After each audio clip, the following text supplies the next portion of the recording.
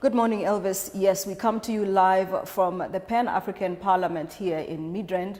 And as you've heard in that piece that you saw, Africans, governments, the peoples of the continent still have a long way to go to really understand what the Pan-African Parliament is all about. But what I can tell you from what I've seen here this morning is that I've seen the oneness, I've seen the beauty, I've seen the creativity of Africa. And when you come to the Pan-African Parliament, you get a sense that Africa can speak with one voice. One of the things that we expect this seating to do is to look at the Africa position regarding the Cotonou Agreement, and that's a major trade agreement, and to speak with one voice when it goes to the EU to talk about Africa-EU relations. The other thing that's expected to come out of this seating is the issue of the youth, particularly young women. As you heard there, the clerk of the Pan-African Parliament saying that one of the issues that this particular seating is expected to do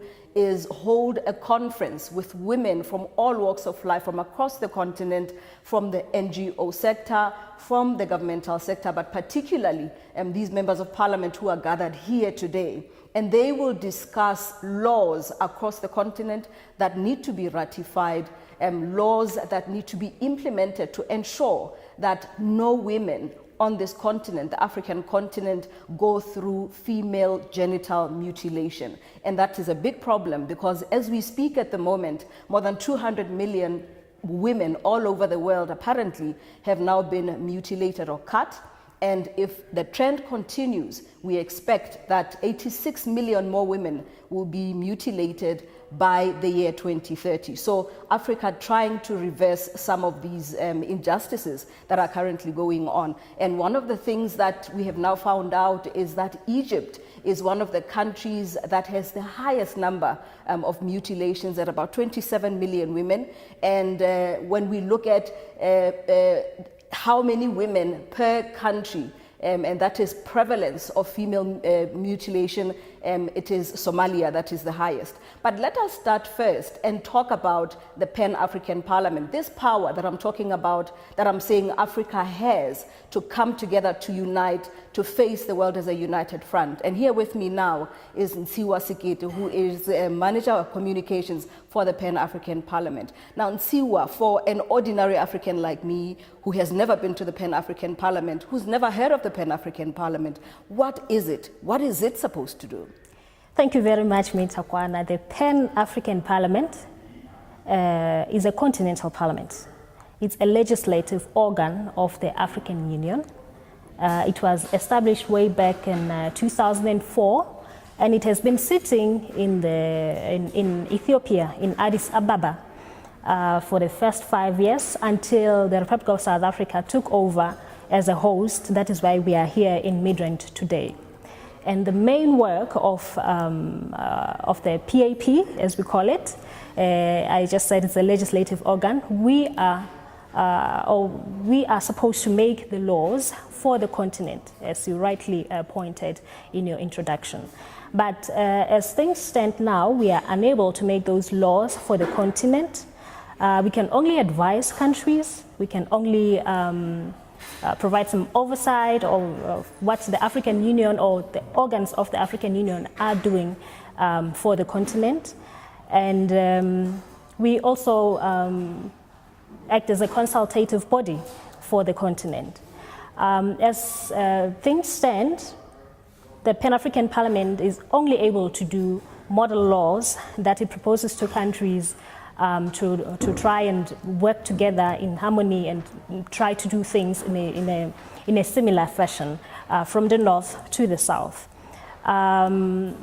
Maybe I will not go that much into what or which model laws have we done so far, but there's one on policing that the PAP is currently working on. Yes. Now let's talk about the seatings of this parliament. It sits 4 times a year. It has 5 members of parliament from each member state of the African Union. And when it sits, it talks about, as you say, laws that are recommended to countries And as it stands now, we understand that one of the things that the Parliament will talk about in this particular sitting is Africa's position on the Africa-European Union, or rather Africa-Europe relations in terms of trade. But when it comes to, if you call it the separation, where do you draw the line? Where do you draw the line between the different member states' parliaments in terms of what they're supposed to do with the laws and the Pan-African Parliament? The trick is, at the moment, we are the Parliament of Africa, but we are not able to force any country to do whatever the MPs agree on when they come here to meet. What we are hoping is that the MPs themselves are able to convince their different countries that these are the critical issues that the parliaments should be working towards. We have 5 regions. They work in their different blocks, and they agree on what to take and what not to take. The Pan-African Parliament is not here to take the sovereignty of countries.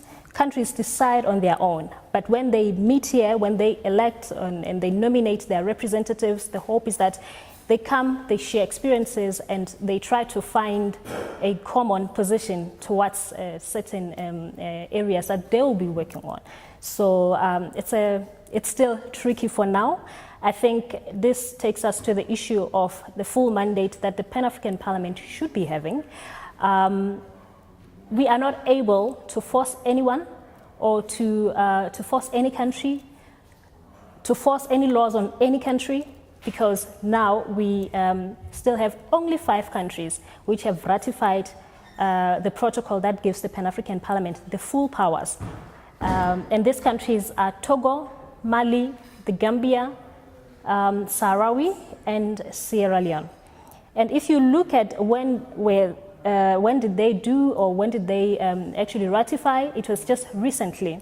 It shows that there's still a lot of work that the heads of state have to do.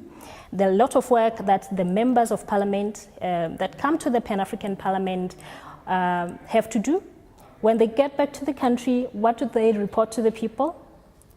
So I think you understand what I'm trying to... I hear you. Now, let's talk about this particular sitting now. Yes. What are the highlights? Who are we expecting to see? We know that President Jacob Zuma is expected to show himself here at some point in one of the sessions. We know that the president of Sahrawi, a country that some say is still not independent, but that the African Union recognizes as an independent state, is also supposed to deliver a keynote address at the opening session. What can we expect to find at the session this time around? Well, I think you have just said it. We are expecting the president of Sahrawi Arab Democratic Republic as the keynote speaker or a guest of honor. And one interesting thing is that Sahrawi is a small country that still has issues maybe with other Morocco, and it has its own issues in the region. It has actually ratified the PAP protocol, meaning Sahrawi is looking forward to seeing the Pan-African Parliament having the full powers. Apart from that, the President of Chad has delegated to the Speaker of the National Assembly, who will address the National Parliament. The aim or the objective is actually to hear from the heads of state. Are they still agreeing? Are they still interested in seeing the Pan-African Parliament having full powers? What do they say to the MPs? What do they say to other heads of state and government? That is the key thing. Thank you, Ntsiuoa. That is Ntsiuoa Sekete. She is the Manager Communications for the Pan-African Parliament.